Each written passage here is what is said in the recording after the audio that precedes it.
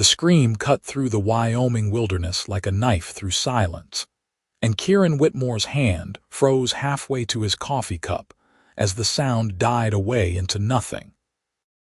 He stood on the porch of his ranch house, the morning sun barely cresting the mountains east of Rock Springs, and waited to hear if it would come again. When it did not, he set down his cup and moved with the deliberate speed of a man who had learned that hesitation could mean death in this country. It was September of 1878, and the land around his ranch sprawled wild and unforgiving, a mix of scrubland and rocky outcroppings that tested every living thing that tried to make a home here. Kieran had been running cattle on this land for 3 years now, carving out an existence that was equal parts satisfaction and struggle. At 28 years old, he had the weathered look of someone who had seen more than his fair share of hardship, his face tanned dark from long days under the sun, his hands calloused and strong. He grabbed his rifle from inside the door and whistled for his dog, a cattle dog named Rusty, who came bounding around the corner of the house with alert ears. Together they moved toward the direction the sound had come from, which was northwest, toward the rocky section of his property where the land rose up in strange formations that made you think of ancient things buried and forgotten. The ground showed signs of disturbance about half a mile from the house. Kieran slowed his pace, his eyes scanning the area with the practiced efficiency of someone who read the land the way other men read newspapers. There were boot prints, several sets, and they led to a spot where the earth had been freshly turned.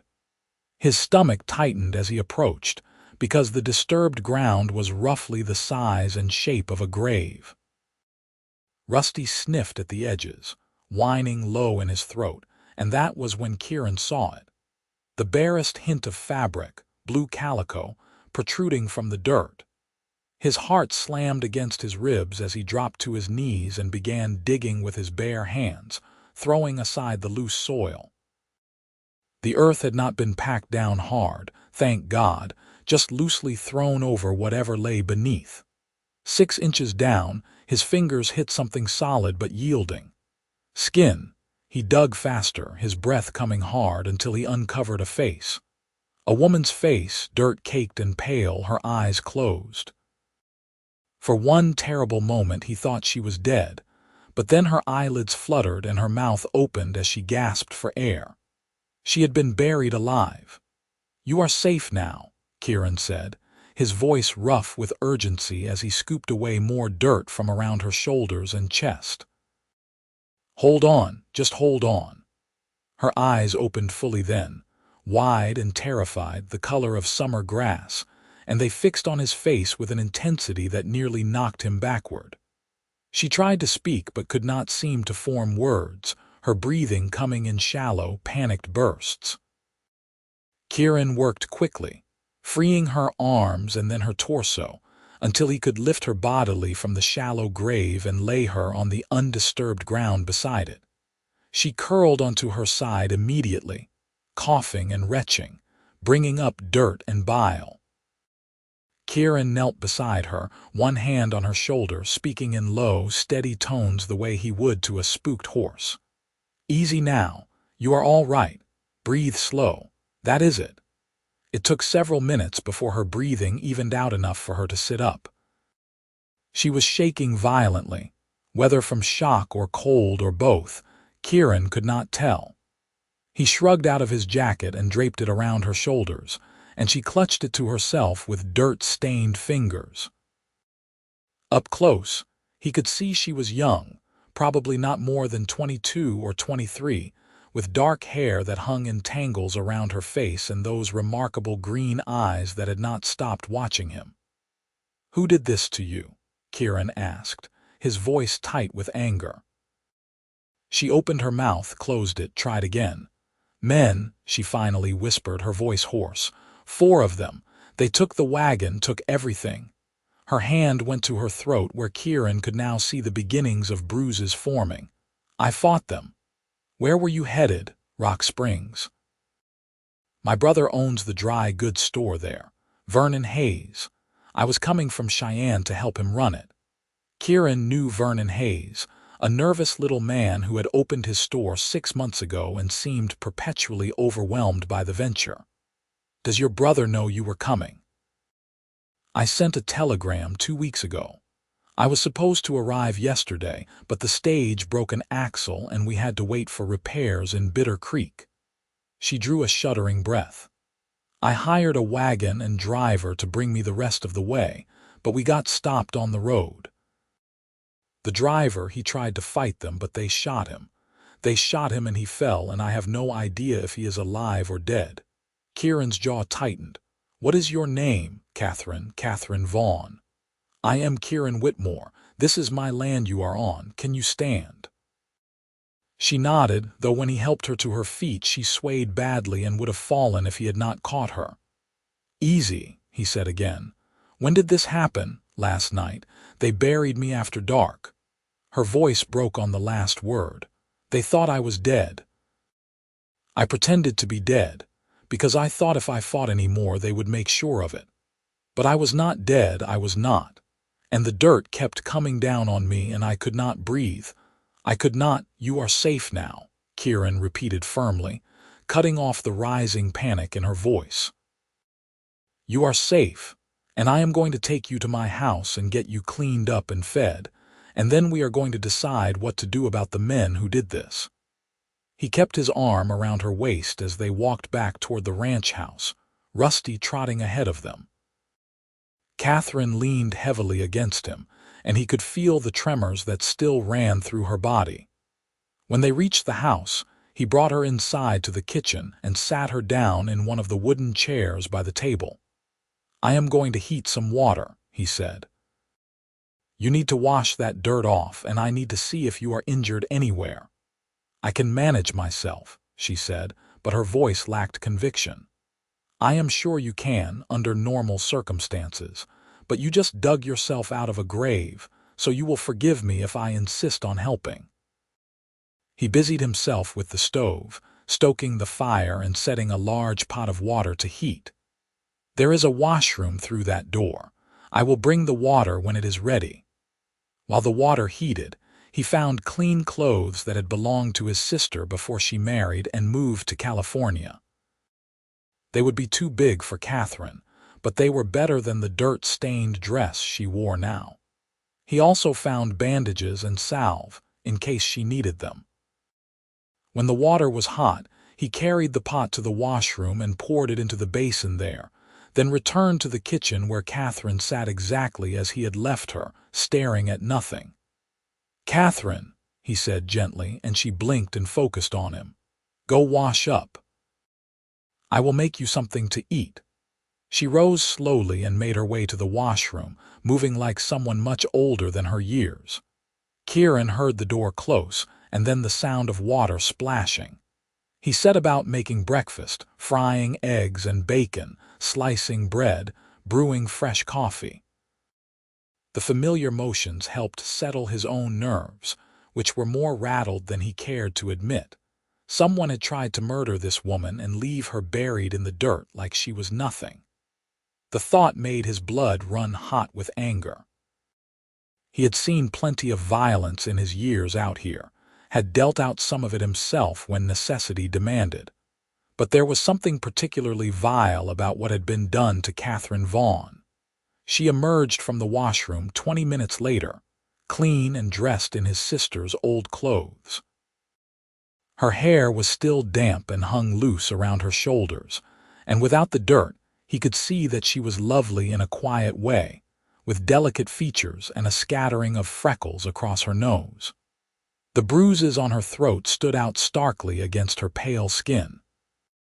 Sit, Kieran said, and pulled out a chair for her. He set a plate of food in front of her and a cup of coffee and watched as she stared at it for a long moment before picking up her fork. She ate slowly at first, then with increasing hunger, until she had cleaned her plate. Kieran refilled her coffee cup and sat down across from her with his own breakfast. They ate in silence for a few minutes before Catherine spoke. Thank you, she said quietly, for everything, For finding me, for bringing me here for this." She gestured at the empty plate. "No need to thank me for doing what any decent person would do," Kieran replied. "What I want to know now is whether you can describe the men who did this to you." Catherine wrapped her hands around her coffee cup and stared into it. "It was dark, but I saw them in the lamplight from the wagon. The leader, he was tall and thin with a scar across his cheek. He wore a black hat and had a mustache. Another one was shorter, heavyset, with a beard. The other two I did not get as good a look at, but one of them had red hair. I remember that." Kieran felt a cold weight settle in his stomach. "The one with the scar, did he have a gravelly voice? Sound like he had been kicked in the throat by a horse?" "Yes," Catherine said, looking up at him sharply. "You know him." "I know of him. Ray Sutton. He is a known outlaw, runs with a gang that has been causing trouble all through this territory for the past year.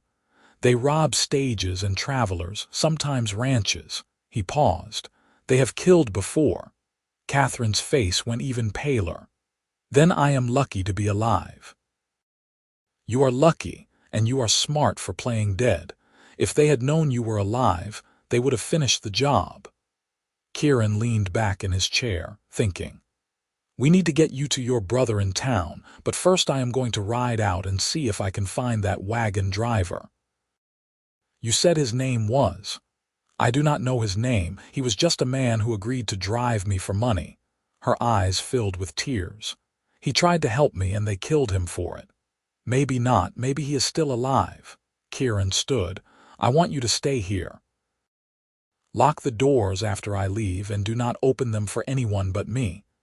I have another rifle in the cabinet there. Do you know how to shoot?" "My father taught me," she said. "Good. If anyone comes who is not me, you shoot first and ask questions later. Understood?" She nodded, and Kieran saw a flicker of steel in those green eyes that told him Catherine Vaughn was made of stronger stuff than her current state might suggest. He showed her the rifle, made sure it was loaded, and then headed out to saddle his horse. The ride back to where he had found Catherine took only 10 minutes on horseback. From there, he followed the tracks and signs of disturbance south, toward the main road that ran between Bitter Creek and Rock Springs. He found the wagon about 2 miles away, pulled off to the side of the road and stripped of anything valuable. The driver lay crumpled in the dirt nearby. Kieran dismounted and approached carefully, but there was no sign of the outlaws. He knelt beside the driver and felt for a pulse, expecting to find none. To his surprise, the man was still breathing, though barely. He had been shot in the shoulder and had lost a lot of blood, but the bullet appeared to have missed anything vital. Working quickly, Kieran tore strips from his own shirt and used them to bind the wound as best he could. The driver was unconscious and did not stir even when Kieran lifted him and draped him across the saddle. Getting him back to the ranch house was slow, awkward work, but Kieran managed it. Catherine met him at the door, her eyes wide. "Is he alive?" "For now. Help me get him inside." Together they carried the driver into the house and laid him on Kieran's bed. Catherine fetched water and clean cloths without being asked, and proved herself capable as she helped Kieran clean and properly bandage the wound. "He needs a doctor," she said. "The nearest doctor is in Rock Springs, and it is a 2-hour ride. I do not think he will make it that long in his current state." Kieran studied the unconscious man. "We need to keep him warm, keep the wound clean, and hope he is strong enough to pull through." They spent the rest of the day tending to the driver, whose name they learned from papers in his pocket was Samuel Cork. Catherine proved to have a steady hand and a calm demeanor despite everything she had been through. She sat with Samuel, bathing his forehead when fever set in, spooning water between his lips when he was lucid enough to swallow. Kieran found himself watching her as he went about his work, impressed by her resilience. Most women in her position would have been hysterical, unable to function. But Catherine had simply rolled up her sleeves and done what needed doing. As evening approached, Kieran made dinner while Catherine continued her vigil by Samuel's bedside. He called her to the kitchen when the food was ready, and she came reluctantly, clearly not wanting to leave her patient. "He is sleeping," Kieran said. "Come eat. You will be no good to him if you collapse from exhaustion." She sat, and they ate together in the golden light of the setting sun that streamed through the windows. It felt strangely domestic, this quiet meal shared between them, and Kieran found himself acutely aware of her presence in a way that had nothing to do with the circumstances that had brought her here. "Tell me about yourself," he said, more to break the silence than anything else. "You said you were coming from Cheyenne. I have lived there all my life," Catherine said. "My parents died 2 years ago within 6 months of each other, and Vernon left to try his luck out here. I stayed because I had a teaching position at the school, but—" She trailed off, staring at her plate. "The school board decided they wanted a male teacher instead. They said it was not proper for a woman to be teaching children older than 8. "That is ridiculous," Kieran said flatly. "That is the world we live in." She took a sip of water. "Vernon wrote and said he needed help with the store, and I had nothing keeping me in Cheyenne anymore, so I decided to come west. I thought it would be an adventure." She laughed bitterly. "Some adventure. You are alive," Kieran said. "That counts for something, because you found me."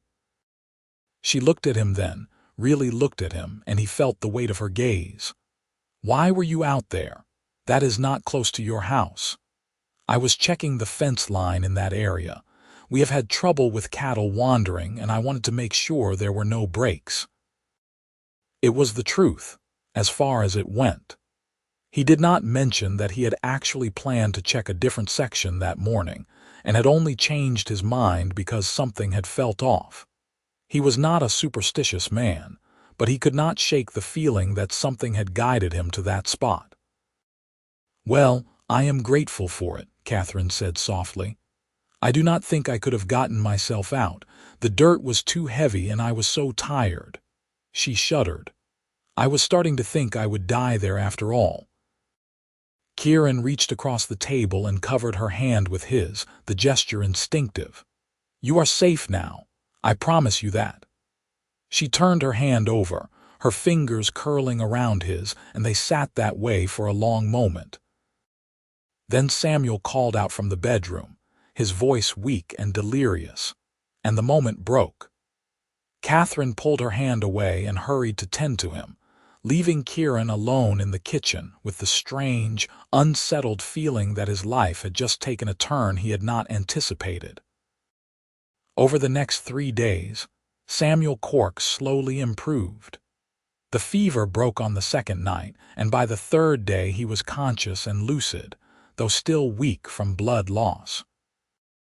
He had no memory of being shot, but he remembered the ambush clearly enough, and his description of the outlaws matched what Catherine had told Kieran. "I should take you both into town," Kieran said on the 4th morning. Samuel was strong enough to sit up and take solid food, and Catherine had regained some of the color in her cheeks. "Your brother will be worried sick, and the sheriff needs to know about Sutton and his gang." "I am not eager to go anywhere," Catherine admitted. "I feel safe here." The words warmed something in Kieran's chest, but he kept his voice practical. "You cannot hide on my ranch forever, and Vernon deserves to know you are all right." She nodded reluctantly. "You are right, of course." They made the journey to Rock Springs in Kieran's wagon, with Samuel propped up on blankets in the back and Catherine sitting beside Kieran on the driver's seat. It was a clear, cool day, the kind that reminded you autumn was coming despite the warmth of the sun. Catherine was quiet for most of the ride, her hands folded in her lap, her eyes on the horizon. "Are you worried about seeing your brother?" Kieran asked. "I am worried about everything," she said honestly. "I am worried those men will find me again. I am worried about starting over in a new place." I am worried that I will be afraid of everything from now on. She looked at him. How do you stop being afraid? You do not, Kieran said. You just learn to keep going anyway. Rock Springs was a bustling town by Wyoming standards, with a main street lined with storefronts and businesses that served the ranchers, miners, and railroad workers who made this part of the territory their home. Kieran drove straight to the sheriff's office, where a grizzled lawman named Tom Bartlett listened to their story with a deepening frown. Ray Sutton, Bartlett said, spitting the name like it tasted bad. We have been after that snake for months. He is slippery, always moving, never staying in one place long enough for us to pin him down. He looked at Catherine with something close to pity. You are lucky to be alive, miss. He does not usually leave witnesses. I want him caught, Catherine said, her voice steady. Him and all the men who ride with him. We all do, miss, but wanting and doing are two different things. Bartlett turned to Kieran. You said you found her on your land, about half a mile from my house, buried in a shallow grave. They are getting bold, coming that close to a working ranch. Bartlett made some notes. I will send word to the marshals, see if we can get some help running these outlaws down. In the meantime, Miss Vaughn, I suggest you stay somewhere safe. Does your brother have room for you? He has a room above the store, Catherine said. They left Samuel with the doctor and made their way to Vernon Hayes's dry goods store, which sat midway down the main street.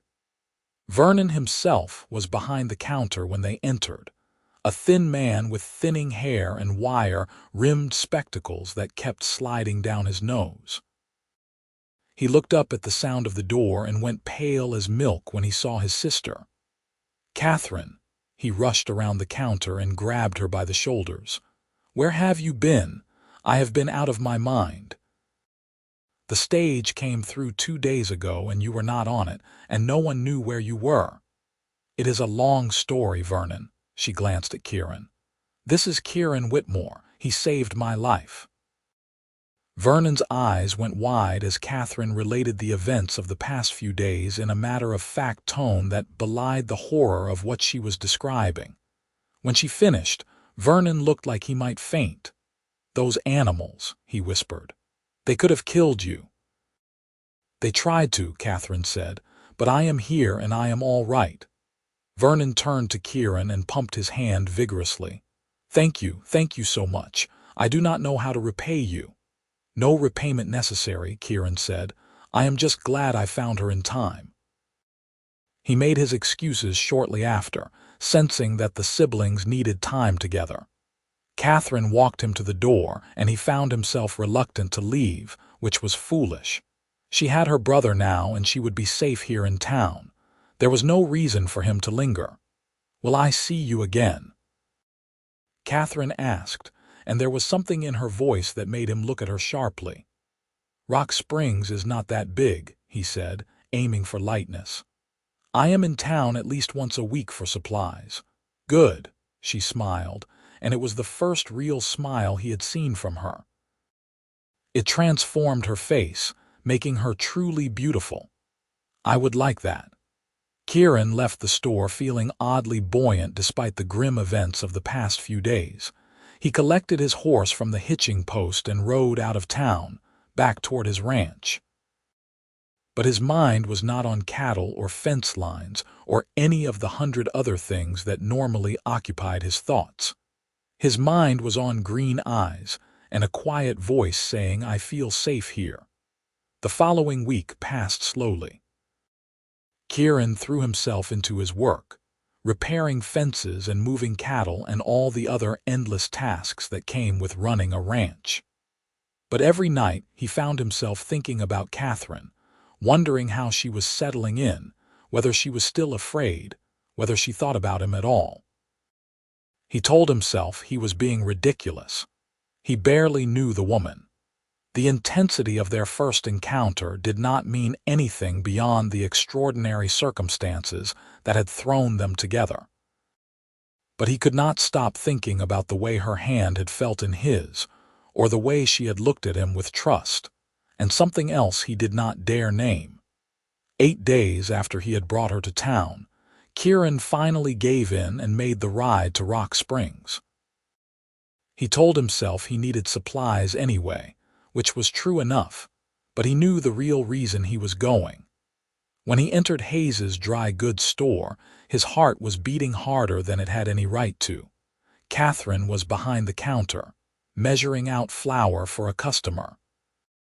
She looked up when the bell above the door rang, and her face lit up when she saw him. Kieran, he felt ridiculously pleased by her obvious delight. Catherine, how are you settling in? Come back in 10 minutes and I will tell you all about it, she said, turning back to her customer with an apologetic smile. Kieran killed time wandering the store, pretending to examine goods he had no need for. When the customer finally left, Catherine came out from behind the counter and walked straight up to him. I am so glad you came, she said. I have been hoping you would. Have you? The words came out rougher than he intended. Yes. I wanted to thank you properly, without Vernon hovering and fussing over me. She glanced toward the back room where Kieran could hear someone moving around. He means well, but he treats me like I am made of glass. You have been through something terrible. It is natural that he would worry. I know, but I am not broken. She said it with emphasis as though she needed to convince herself as much as him. I am all right, truly. I am glad to hear it. Kieran shifted his weight, suddenly feeling awkward. Listen, I was wondering, that is, if you are not too busy. There is a church social this Saturday. I was thinking of going, and I thought maybe you would like to come with me, if you want to, that is. You do not have to. Catherine's smile was answer enough, but she said, I would love to. Saturday dawned bright and clear, and Kieran took more care with his appearance than he had in years. He shaved carefully, combed his hair, and wore his best shirt and vest. When he arrived at the store to collect Catherine, she was waiting out front, and the sight of her made his breath catch. She wore a simple dress of green cotton that matched her eyes, and she had pinned her dark hair up in a way that made her neck look long and graceful. She had borrowed a bonnet from somewhere, and she looked fresh and pretty, and nothing like the dirt-covered woman he had pulled from the ground less than 2 weeks ago. You look beautiful, he said, and meant it. She blushed. You clean up rather well yourself, Mr. Whitmore. Kieran, he corrected. Please. Kieran, she repeated, and he liked the way his name sounded in her voice. The church social was held on the grounds behind the small white church at the edge of town. Tables had been set up with food and drinks, and there was music and dancing and the kind of wholesome entertainment that passed for excitement in a place like Rock Springs. Kieran introduced Catherine to people he knew, and she charmed every one of them with her quiet grace and ready smile. They ate together, plates balanced on their laps as they sat under a cottonwood tree and talked about everything and nothing. Catherine told him about her life in Cheyenne, about the children she had taught, and the parents who had fought to keep her on even when the school board made their decision. Kieran told her about his ranch, about the sister who had left for California and the parents he had lost to cholera 5 years ago. So you are all alone out there, Catherine said softly. I have Rusty, Kieran said with a small smile, and the cattle for what they are worth. That is not the same as having people. No, he admitted. It is not. When the dancing started, Kieran gathered his courage and asked Catherine to dance. She accepted with a smile that made his heart do strange things, and they joined the other couples on the makeshift dance floor. Kieran was not a particularly skilled dancer, but Catherine did not seem to mind. She followed his lead easily, and when he put his hand on her waist he could feel the warmth of her even through the fabric of her dress. This is nice, she said as they swayed to the music. It is, Kieran agreed. And then, because he had never been good at pretending, he added, I am glad you came to Rock Springs, Catherine, even if the circumstances were terrible. She looked up at him, her green eyes serious. "I am glad, too, not about what happened, but about what came after, about meeting you." They danced 3 more dances after that, and by the end of the evening Kieran knew with absolute certainty that he was falling in love with Catherine Vaughn. It was fast, maybe too fast, but he had lived long enough to know that some things you just knew, and he knew this. He drove her home as the sun was setting, painting the sky in shades of orange and gold. They talked easily now, the initial awkwardness between them having given way to a comfortable familiarity. When they reached the store, Kieran helped her down from the wagon and found himself reluctant to let go of her hand. "Thank you for today," Catherine said. "I had a wonderful time." "So did I." Kieran hesitated, then said, "Can I see you again? Not just at the store, I mean. Can I take you to dinner, or for a ride, or whatever you would like?" "Yes," Catherine said simply. "I would like that very much." He left with a lightness in his step that had nothing to do with the pleasant evening and everything to do with the woman who had agreed to see him again. As he rode back to the ranch under the emerging stars, Kieran found himself smiling for no reason at all. Over the following weeks, Kieran and Catherine fell into a pattern. He came to town twice a week, sometimes more, and they spent every moment they could together. They went for walks along the creek that ran behind the town. They had dinners at the small restaurant that served the best steak in Rock Springs.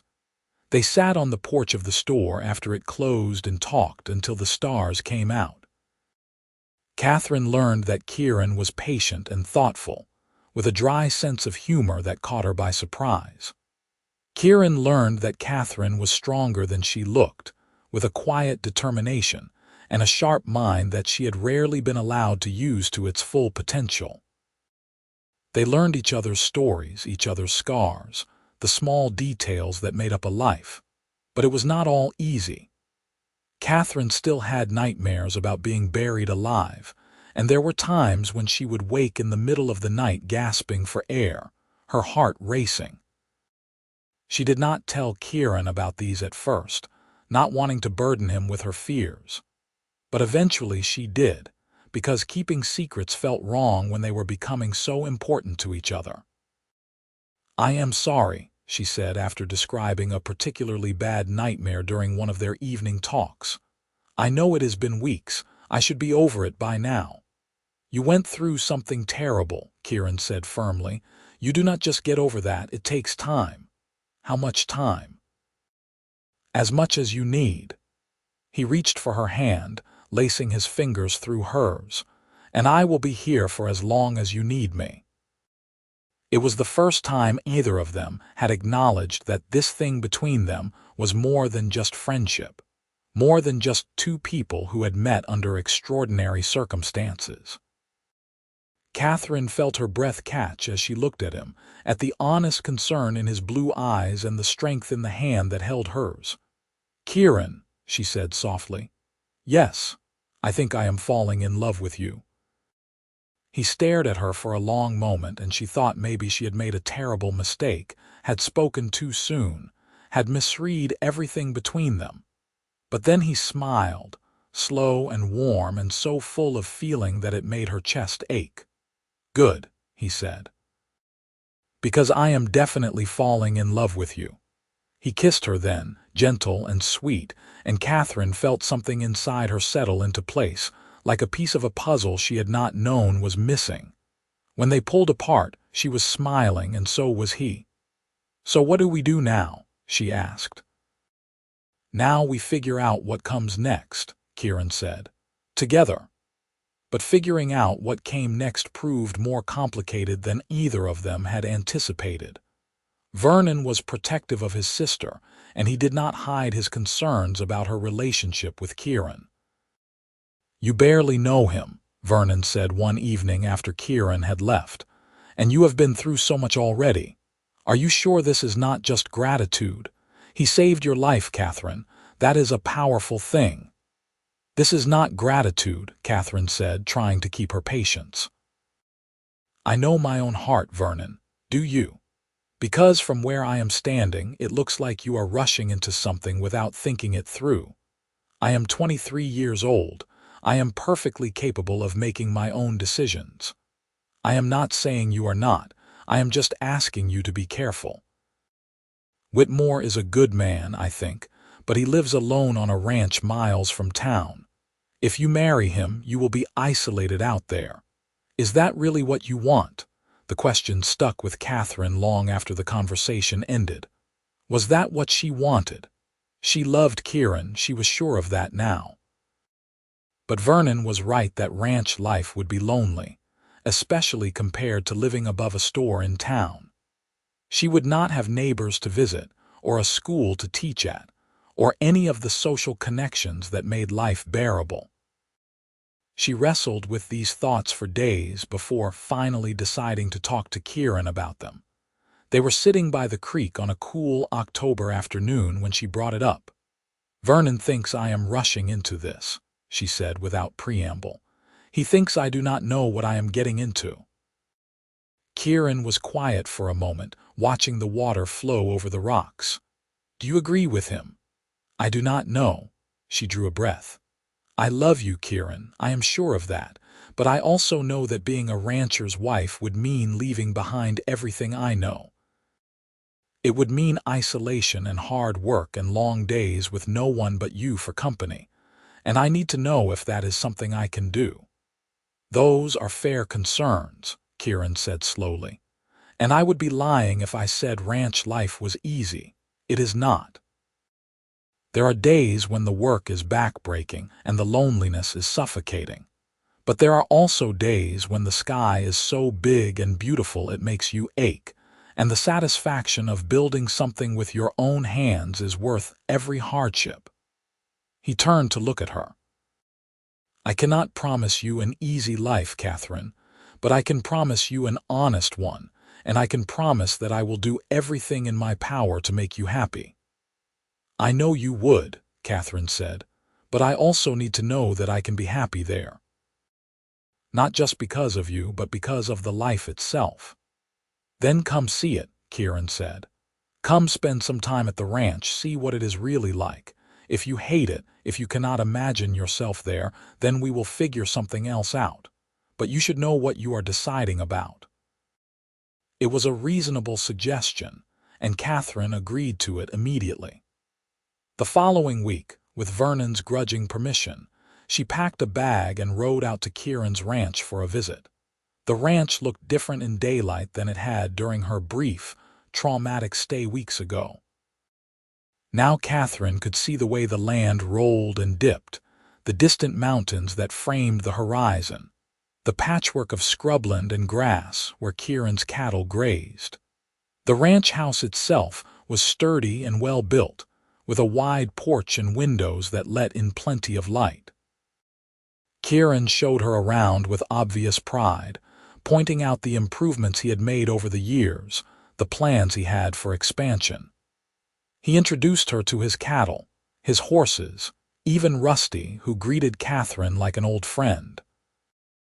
They cooked dinner together in the kitchen, and afterward they sat on the porch and watched the sun set in a blaze of color that took Catherine's breath away. "It is beautiful," she said softly. "It is," Kieran agreed, "but it is also hard. I do not want to pretend otherwise."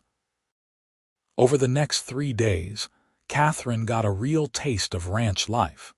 She helped Kieran with the morning chores, feeding the animals and collecting eggs from the chickens he kept.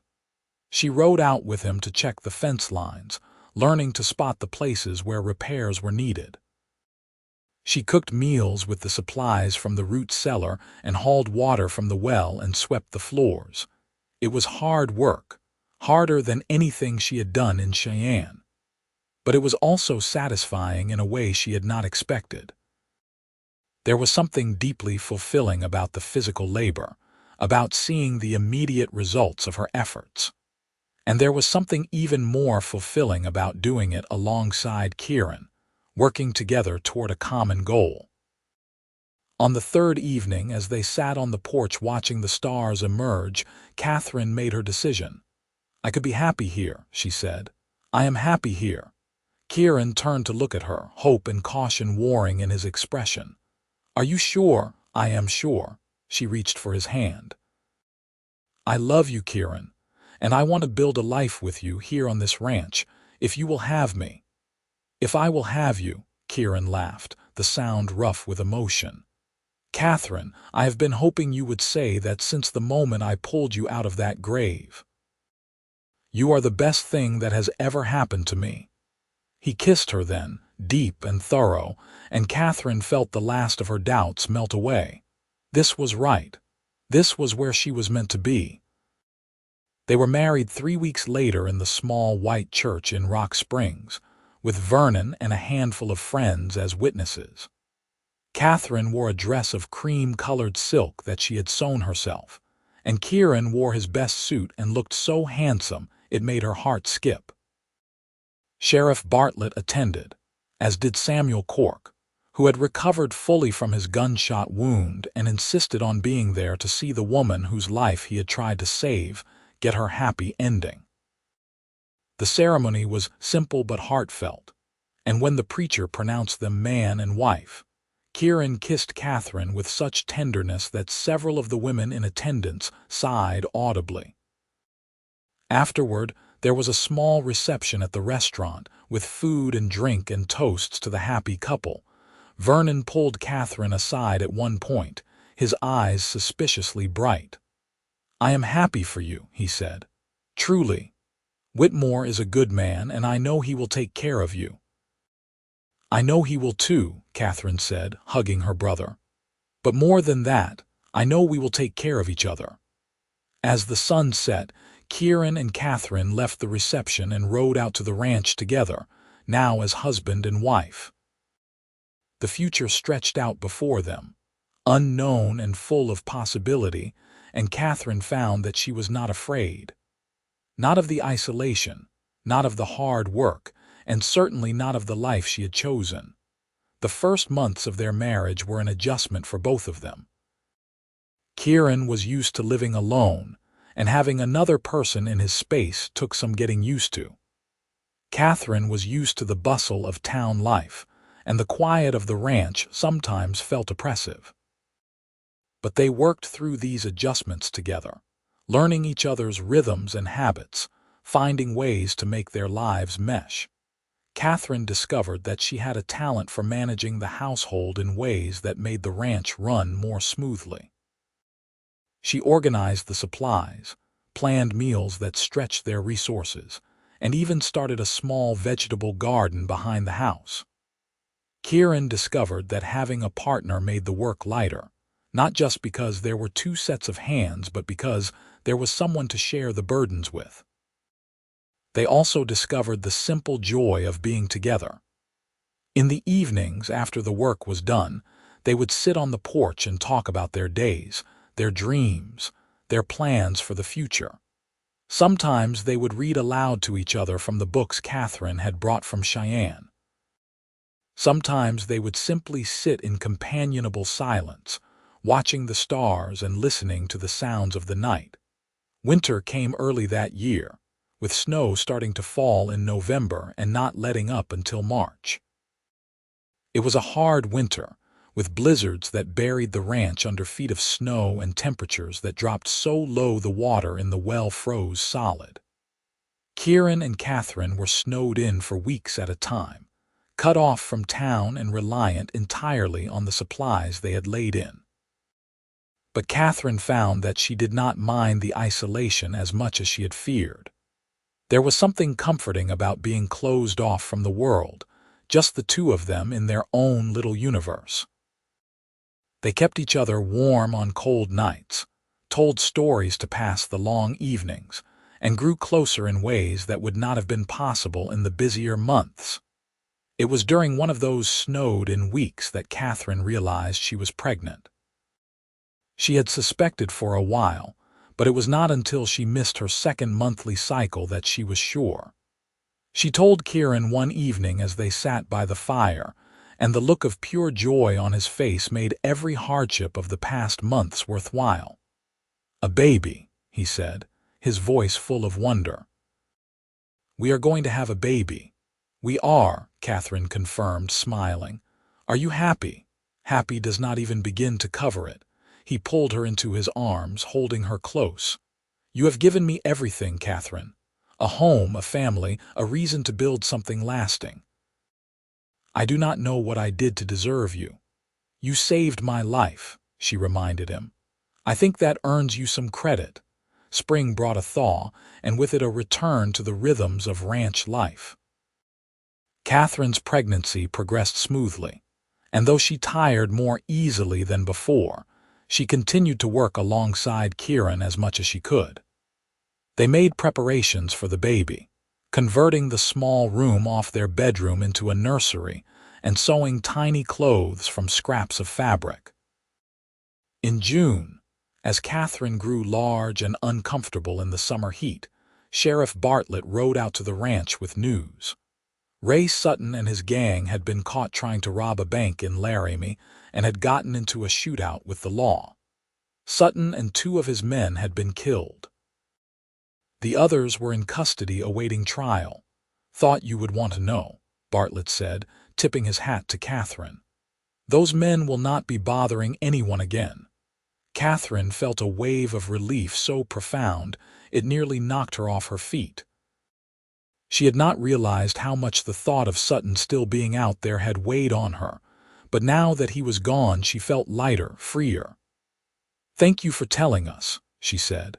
After Bartlett left, Kieran found Catherine standing on the porch, staring out at the land that had become her home. "Are you all right?" he asked. "I am more than all right," she said. "I feel like I can finally put it behind me. What happened, I mean. It will always be part of my story, but it does not have to define me anymore." "It never did," Kieran said, coming to stand beside her. "You are so much more than what was done to you, Catherine. You are strong and brave and good, and I am so proud to be your husband." She leaned against him, and they stood there together as the sun set and the first stars began to appear. Catherine felt a flutter of movement in her belly, the baby reminding her of its presence, and she smiled. This was her life now. This ranch, this man, this child growing inside her. It was not the life she had imagined for herself back in Cheyenne, but it was better than anything she could have dreamed. Their son was born on a sweltering August afternoon with the help of the midwife from town. The labor was long and difficult, and there were moments when Kieran feared he would lose both Catherine and the baby. But Catherine was strong, stronger than he had ever given her credit for, and when he finally heard the baby's first cry, he sank to his knees in relief. The midwife cleaned the baby and wrapped him in a blanket before placing him in Catherine's arms. Kieran sat on the edge of the bed and looked down at his wife and son, his heart so full he thought it might burst. "He is perfect," Catherine whispered, her face glowing despite her exhaustion. "He is," Kieran agreed. The baby had a shock of dark hair and eyes that were still too unfocused to tell the color. He was tiny and red-faced and absolutely beautiful. "What should we name him?" They had discussed names before, but had not settled on anything. Now Catherine looked down at the baby in her arms and said, "Thomas, after my father." "Thomas Whitmore," Kieran said, trying it out. "I like it." Thomas proved to be a good baby, at least by the standards of infants. He cried, of course, but no more than any other child, and he slept in stretches long enough that Catherine did not feel like she was losing her mind. Kieran was a devoted father, taking turns walking the baby at night and learning to change nappies with only minimal complaining. Watching Kieran with their son, Catherine fell in love with him all over again. He was so gentle with Thomas, so patient, singing to him in a low voice and telling him stories about the ranch and the land they lived on.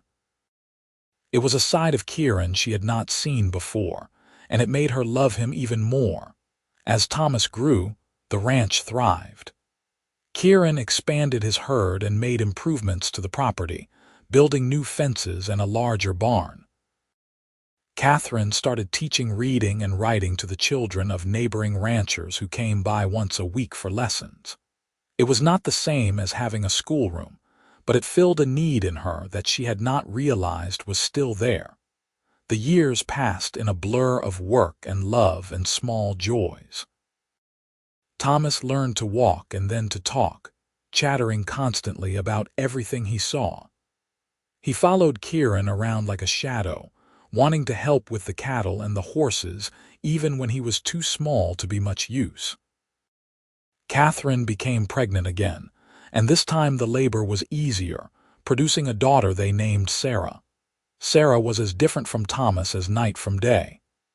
Where he was serious and thoughtful, she was bright and mischievous, getting into everything and keeping her parents on their toes. But she was also affectionate in a way Thomas was not, always wanting to be held or cuddled. With 2 children, the ranch felt even more like a home. The house was filled with noise and laughter and the chaos of family life. Catherine's vegetable garden expanded, and she started keeping bees for honey. Kieran built an addition onto the house, adding more bedrooms and a larger kitchen. On their 5th wedding anniversary, Kieran took Catherine on a picnic to the spot where he had found her all those years ago. It had become something of a tradition for them, a way to remember how far they had come. "Do you ever think about what would have happened if I had not been there that day?" Kieran asked as they sat on the blanket, watching Thomas and Sarah play nearby. "I try not to," Catherine admitted. "But sometimes I do. I think about how close I came to dying and how much I would have missed out on." She looked at him. "I would never have known you, never had our children, never built this life." "I think about it too," Kieran said, "about how lucky I was to find you. How easily I could have gone a different direction that morning, checked a different fence line. The whole thing feels like fate." "Maybe it was," Catherine said. "Maybe we were always meant to find each other, even if it took something terrible to make it happen." They sat in comfortable silence for a while, watching their children. Thomas was showing Sarah how to make a whistle out of a blade of grass, his face serious with concentration. Sarah was trying to copy him, her little hands fumbling with the grass. "I am happy," Catherine said suddenly. "I know that might sound simple, but it is the truth. I am so happy, Kieran." "So am I," he said, taking her hand. "Every single day." As the sun began to set, painting the sky in shades of orange and pink, they packed up their picnic and headed back to the ranch. Thomas rode on Kieran's shoulders, chattering about the animals they had seen. Sarah dozed in Catherine's arms, tired out from the afternoon's adventures. When they reached the house, Kieran helped Catherine put the children to bed while Rusty, now gray-muzzled and slow, settled in his spot by the fire. Then Kieran and Catherine sat together on the porch as they did most evenings, watching the stars emerge. "You remember what I said to you?" Kieran asked. "That first day when I pulled you out of the ground, you said you are safe now," Catherine replied. "I will never forget it." "I meant it then and I mean it now," Kieran said. "You are safe with me, always." "I know." She leaned her head on his shoulder. "And you are safe with me. That is what marriage is, I think, creating a safe place for each other in a world that can be hard and cruel. You are wise, Kieran Whitmore." "I learned from experience," she said with a small smile. The years continued to pass, bringing both joys and challenges. There were droughts that tested the ranch's resources, and winters so harsh they lost cattle. There were illnesses and injuries, close calls that reminded them how fragile life could be. But there were also births and birthdays, holidays and celebrations, the accumulation of small moments that made up a life. Thomas grew into a serious, hard-working boy who loved the ranch as much as his father did. Sarah grew into a bright, spirited girl who kept everyone laughing with her antics. Catherine continued to teach, expanding her student base to include adults who wanted to learn to read and write. Kieran's reputation as an honest, fair-dealing rancher grew, and he became a respected member of the community. When Thomas was 12 and Sarah was 9, Catherine gave birth to another daughter, whom they named Mary. This pregnancy was harder than the others, and the birth left Catherine weak and exhausted. It took months for her to fully recover, and there were moments when Kieran feared he might lose her. But Catherine was as tough as the land she had made her home, and she pulled through.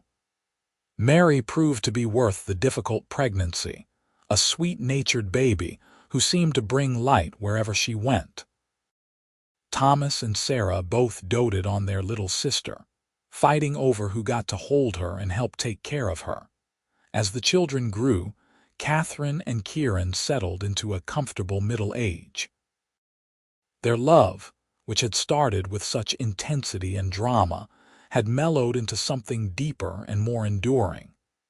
They still had their disagreements, their frustrations with each other, but these were minor compared to the bedrock of affection and respect that underlay their marriage. On winter evenings, when the children were in bed and the house was quiet, they would sit by the fire and remember. They would talk about the early days, about how they had met and fallen in love, about the challenges they had overcome. They would talk about the future too, about the plans they had for the ranch, about watching their children grow and have families of their own. "You ever regret it?" Kieran asked one night. "Leaving Cheyenne, giving up teaching, coming out here?" "Never," Catherine said without hesitation. "Not once. This is the life I was meant to have. You are the person I was meant to be with. Even though I found you half dead in a shallow grave," Catherine laughed. "Especially because of that. That moment changed everything. It brought me to you, and that is worth any amount of hardship." When Thomas turned 18, he announced his intention to stay on the ranch and work alongside his father. Kieran could not have been prouder. Together, father and son made plans to expand the operation, buying more land and increasing the herd. Sarah, meanwhile, shocked everyone by announcing that she wanted to be a teacher like her mother had been. Catherine helped her apply to the normal school in Laramie, and when Sarah was accepted, they threw a celebration that the whole community attended. Mary, still young, showed signs of being interested in horses, spending hours in the barn with the animals. Kieran started teaching her to ride, patient with her mistakes in a way he had never been patient about anything else in his life.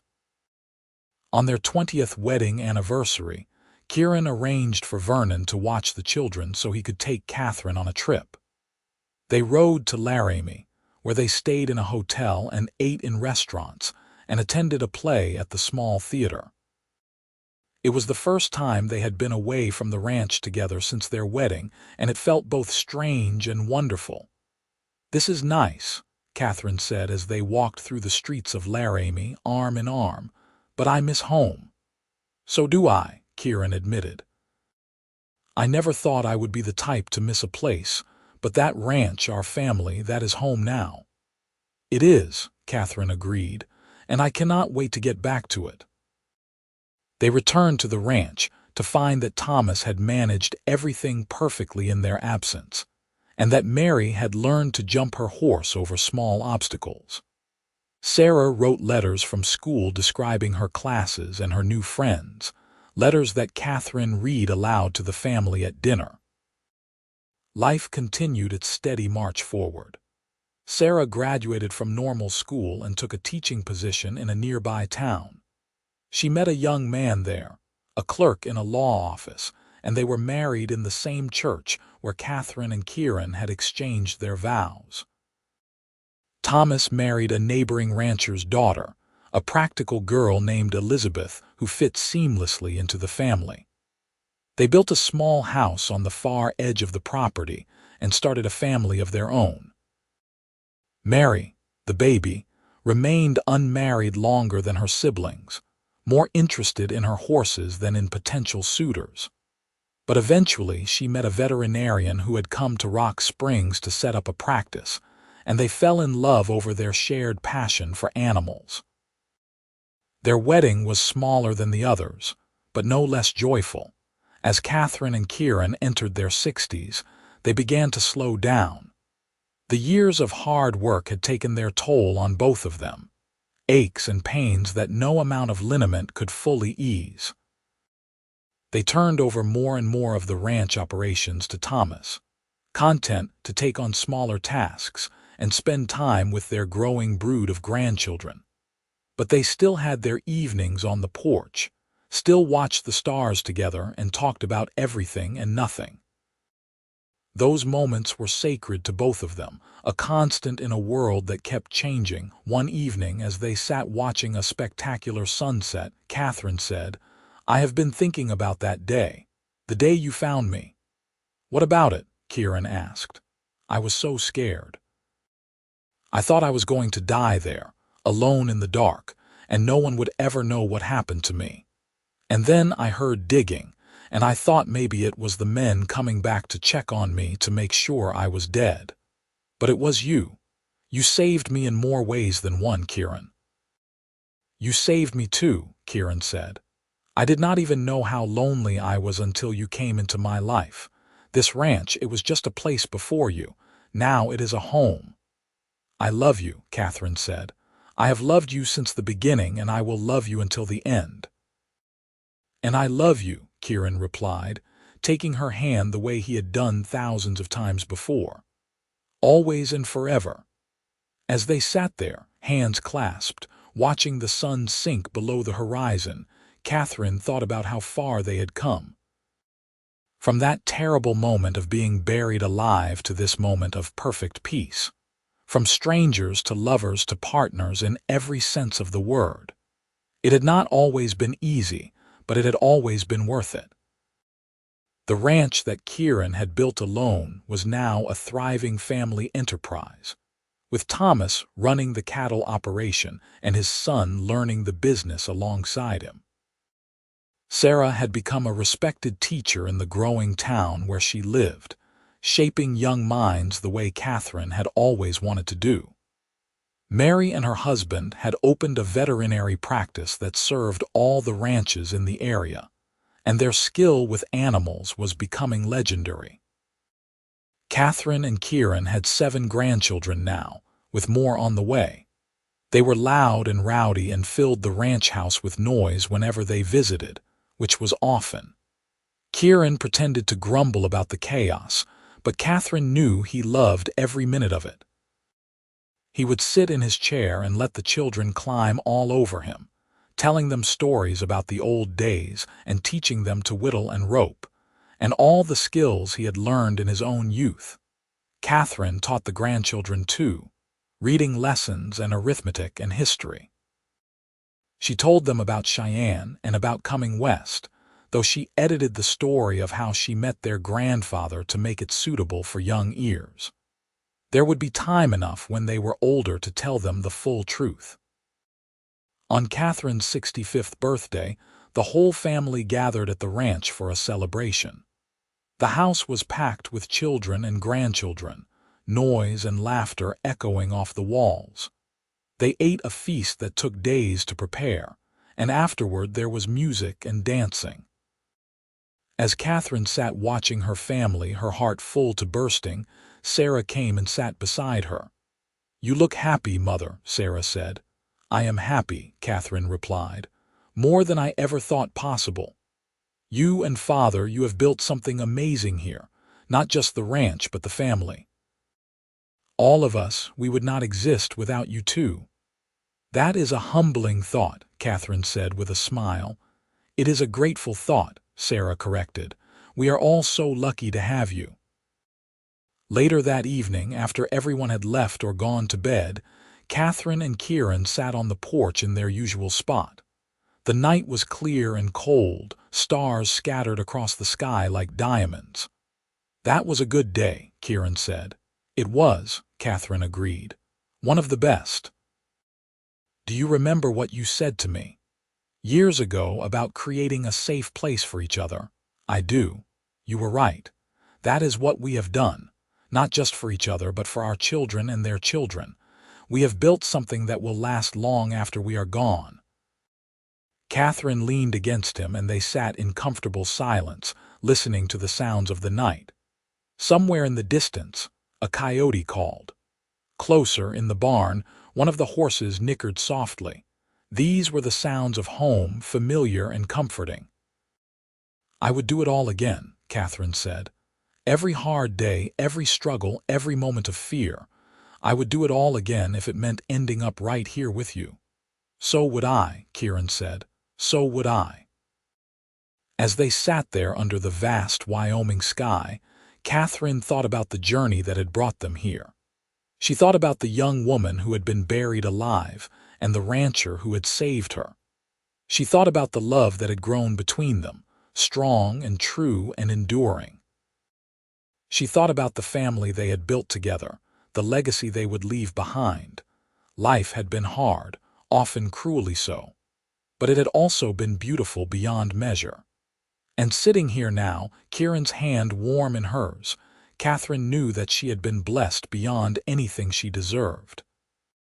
The land that had nearly claimed her life had instead given her everything she had ever wanted. The stars wheeled overhead, ancient and indifferent, but under their gaze, two people sat together in perfect contentment. The story that had begun with terror and darkness had become a story of light and love and home. And that, Catherine thought, was the best kind of ending there was. Years continued to add themselves to the tally of Kieran and Catherine's life together. They became fixtures in Rock Springs, the elderly couple that everyone knew and respected. Their ranch was pointed out to newcomers as an example of what hard work and determination could build in this harsh country. When Kieran turned 70, the townspeople threw him a surprise party at the church social grounds. Catherine had been in on the planning, working with their children to make sure everyone who mattered was there. Kieran was genuinely shocked when he walked into what he thought was going to be a quiet dinner and found half the town waiting for him. Sheriff Bartlett, now retired and walking with a cane, made a speech about how Kieran Whitmore was one of the good ones, a man you could count on in a crisis.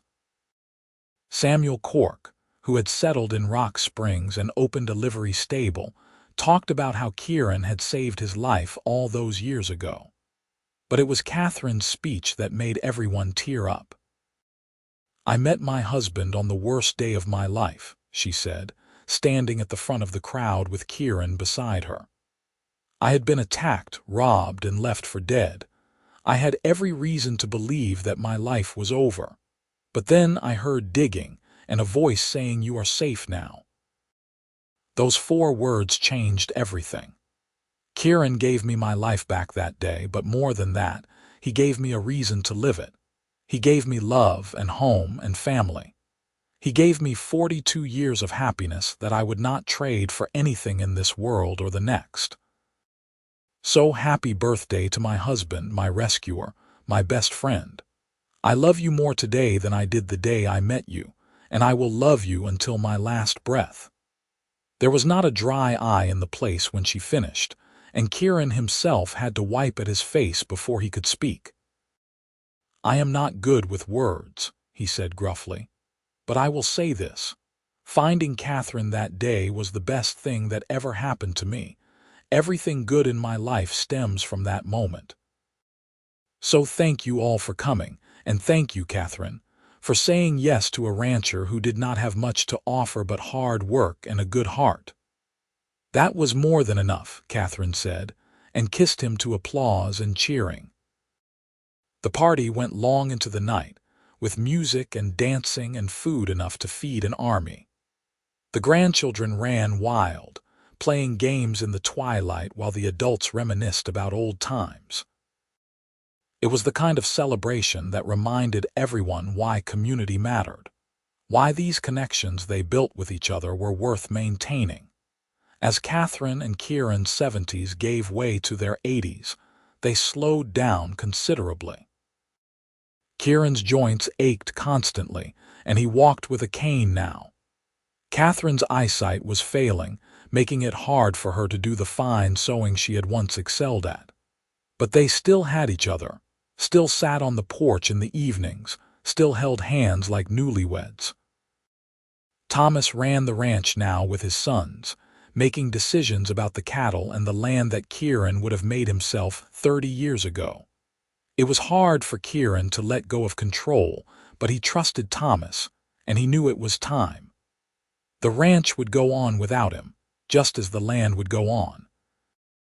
That was both humbling and comforting. On their 50th wedding anniversary, the family threw another celebration, this one at the ranch itself. All 3 of their children came, along with their spouses and children. The grandchildren had grown now, some of them with children of their own. Great-grandchildren, a dozen of them, running around the ranch house and barn, their laughter echoing off the mountains. Catherine sat in a chair that had been brought out onto the porch, watching the chaos with a smile. Kieran sat beside her, his cane propped against his chair, his weathered hand holding hers. They had done this, built this family, this legacy out of nothing but love and determination. 50 years, Kieran said wonderingly. Half a century. Best 50 years of my life, Catherine said. Mine too. He squeezed her hand. I wish we had another 50 ahead of us. We have what we have, Catherine said, and it is enough, more than enough. That night, after everyone had left or gone to bed in the various rooms of the now expanded ranch house, Catherine and Kieran lay together in the bedroom they had shared for 50 years. They were too old now for the passion of their youth, but the love between them had not diminished. If anything, it had grown deeper, more profound, tempered by time and experience into something unbreakable. You ever think about that day? Kieran asked in the darkness. The day I found you. All the time, Catherine admitted. It is strange, but I am almost grateful for it now. Not for what those men did to me, but for what came after. If it had not happened, I would never have met you. We would never have had this life. I think about that too, Kieran said. About how easily things could have gone differently. If I had gone out an hour later or checked a different section of fence or just not heard you scream, the thought terrifies me. But you did hear me. You did find me. That is what matters. Catherine turned to look at him in the darkness, her hand finding his cheek. We found each other, Kieran. And we built something beautiful together. We did, he agreed. We really did. They fell asleep holding hands the way they had done for 50 years. Outside, the wind whispered through the cottonwoods and the stars wheeled overhead in their eternal dance. The ranch slept, peaceful and secure, a testament to everything Kieran and Catherine had built together. Kieran passed away in his sleep 2 years later on a cold January morning. Catherine woke to find him beside her, peaceful and still, his hand still holding hers. She did not cry, not at first. She simply sat with him, memorizing his face one last time, saying goodbye to the man who had been her partner for more than 50 years. The funeral was attended by what seemed like half of Wyoming. Ranchers and townspeople, friends and family, all came to pay their respects to a man who had been respected and loved by everyone who knew him. Thomas gave the eulogy, his voice breaking as he talked about his father's strength and integrity and love. But it was Catherine who had the last word. Standing at the graveside, leaning heavily on Mary's arm, she said simply, "Kieran Whitmore saved my life twice. Once when he pulled me from the ground and again when he loved me. I will carry him in my heart until I join him, and then we will be together again. That is not goodbye. That is just see you soon." She lived for another 3 years after Kieran died, years that she spent surrounded by family on the ranch they had built together. She held great-great-grandchildren and told stories about the old days.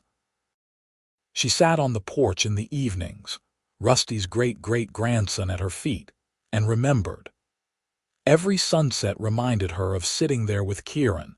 Every star brought back a memory. Catherine passed away in her sleep on a warm summer night, with Thomas and his wife keeping vigil beside her bed. Her last words, whispered so quietly they almost missed them, were, "You are safe now." And then she was gone, slipping away as peacefully as anyone could hope for. They buried her beside Kieran, under a cottonwood tree that had been planted the year they married. The stone they placed there was simple, but said everything that needed saying. Catherine Vaughn Whitmore, 1855–1934, beloved wife, mother, grandmother. She found her home in the wild country and filled it with love at the funeral. Sarah told the true story of how her parents had met, holding nothing back. She told about the attack, the burial, the rescue. She told about the love that had grown from that terrible beginning, the family that had been built from it. And she told about the legacy her parents had left behind. A ranch that still thrived, children and grandchildren and great-grandchildren who carried their blood and their values. A love story that would be told for generations to come. "My mother used to say that the worst day of her life led to all the best days," Sarah said. "That is the power of love. It can transform even the darkest moments into something beautiful. My parents proved that. They took a beginning that should have ended in tragedy and made it into a love story for the ages. And that is how we will remember them. Not for how they met, but for what they built together. A home, a family, a love that will endure long after all of us are gone." The ranch continued on, passed down through the generations just as Kieran and Catherine had planned. Their great-grandchildren worked the land their great-grandfather had claimed, raised cattle on the same range, lived in the house that had been expanded and improved but never lost its essential character. And on summer evenings, when the work was done and the family gathered on the porch, someone would always tell the story of Kieran and Catherine. The rancher who found a woman buried alive and said, "You are safe now." The woman who trusted him enough to build a life with him. The love that had grown in the wild Wyoming country and flourished for more than 50 years. It was a story of darkness and light, of terror and triumph, of two people who found each other when they needed each other most. It was a story of hard work and determination, of building something lasting in a harsh land. But most of all, it was a story of love. Simple, enduring, transformative love, and that story, like the land itself, would endure forever.